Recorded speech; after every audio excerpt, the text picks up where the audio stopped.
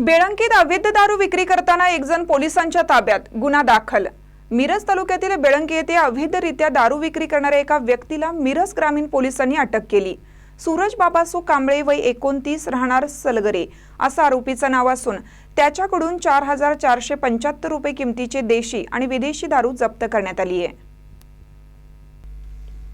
पोलिसांनी दिलेल्या माहितीनुसार 27 फेब्रुवारी रोजी रात्री 11 वाजण्याच्या सुमारास बेळंकी येथील हॉटेल आंबा समोर सूरज कांबळे हा विना परवाना देशी विदेशी दारूची विक्री करत असताना आढळून आला। मिरज ग्रामीण पोलिसांनी घटनास्थळी छापा टाकून त्याला ताब्यात घेतलं।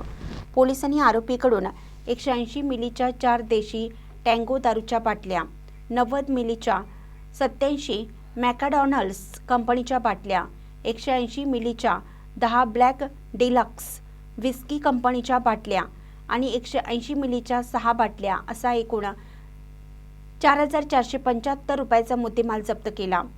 सूरज कांबळे याच्या विरुद्ध महाराष्ट्र दारूबंदी अधिनियम कलम 65D अंतर्गत गुन्हा दाखल करण्यात आला असून मिरज ग्रामीण पोलीस पुढील तपास करत आहेत। ताज्या बातम्यांसाठी महान करेला सबस्क्राइब करा आणि बेल आयकॉनला क्लिक करा।